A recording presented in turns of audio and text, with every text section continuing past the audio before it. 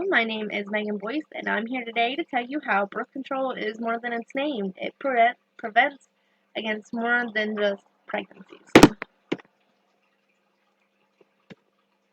So, the controversy that started and brought this to my attention was in November of 2018 when the Trump administration issued a policy guised under religious freedom, giving flexibility to employers to deny contraceptive coverage. And this poses a direct threat to the accessibility and cost of birth control. This also affects 9 out of 10 women because 9 out of 10 women will use birth control in their lifetime. We receive many medicinal benefits from contraceptives, and they come from the hormones estrogen and progesterone that are in the form of contraceptives. So, birth control helps females to regulate their menstrual pain. 31% of females who use contraceptives cite menstrual pain as a reason, and the pain just comes from ovulating when the egg is trying to release, or from heavy bleeding that we experience when the uterus is shedding. So when we take the birth control pills and have access to them, we are able to fight against this pain, and we are actually able to regulate our cycle as well. It also helps with hormonal acne that we get during the cycle, and this just boosts our esteem, really, when you think about it. But also menstrual migraines. They have been linked to a drop in estrogen and progesterone. So when we put those hormones back into our bodies, we can avoid this drop, making us, healthier too. Who wants to walk around with a headache? Next, we have ovarian cyst management. Cysts are just small fluid-filled sacs on the ovaries or even sometimes in the uterus, and they are relatively not dangerous, but they can be very painful when they erupt. So when we take these pills, they help prevent against ovarian cysts, and they also help prevent against the potential regrowth of a new cyst. Reduced cancer risk have also been associated with taking oral contraceptives. Females are 50% less likely to develop uterine cancer, and reduced risk have been associated with endometrial and ovarian cancers as well. However, it is important to consult with a physician about contraceptive care because all forms of birth control come with side effects. Next, I'm just going to explain the kinds of contraceptives that we can choose from. We have a Nexplanon implant that goes into the arm. It's a thin rod, and it's placed in by a nurse or a doctor right in the office, and it can protect you up to 5 years.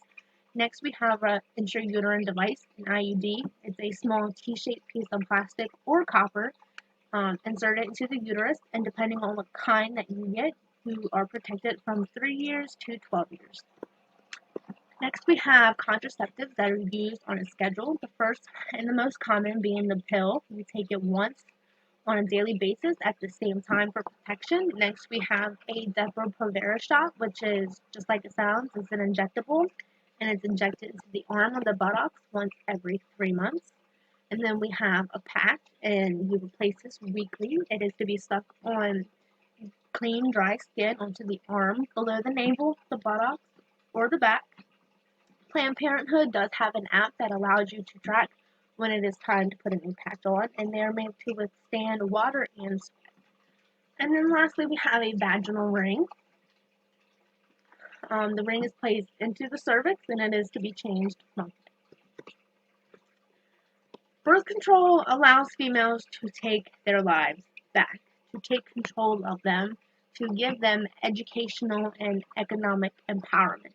In 1970, college enrollment was 20% higher among women who could legally have access to oral contraceptives by age 18, and access to contraceptives have been estimated to account for more than 30% of the increase of women in skilled professions. This means that they can still go out and be themselves and still have fun while being protected and being able to postpone the responsibilities that come with motherhood to attain an uninterrupted education so they can make the best for themselves. And since the 1960s, 1/3 of the wage gains women have accomplished have been the result of access to birth control. Once again, you get your education, you make more money, you make a better life for yourself and for a future family if you desire. And we are beating teen pregnancy with oral contraceptions because the average age of a woman's first birth is 25 years old.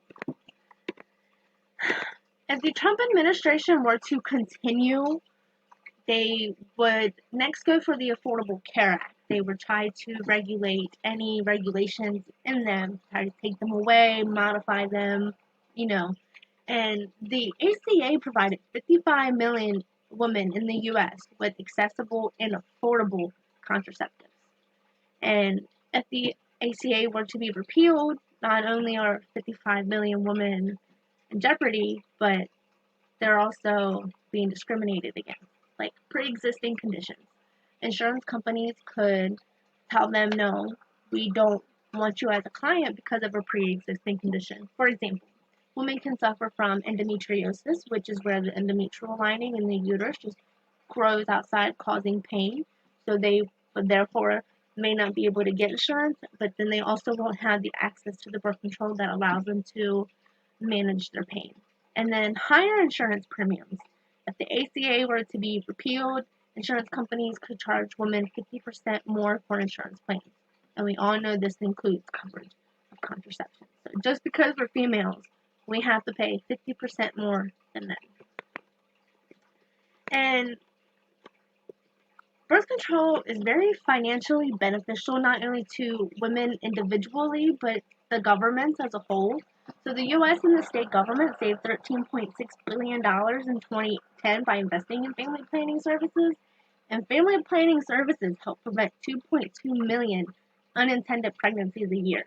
That's maternal care that we're talking about that we have to pay for. That's more kids that we would financially have to raise as well. And, we prevent those unintended pregnancies and we don't have those issues anymore, if you wouldn't call them. And my favorite, the first year after the ACA, women saved $483 billion on contraceptive pills alone. $483 billion.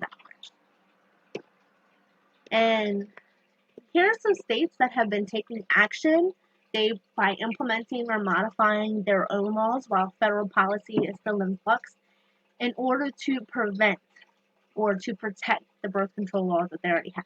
So 28 states already require insurance plans to take control over birth, or to cover birth control, And in California, established in 2014, they had the right to free birth control, and this was under private and Medicaid care plans.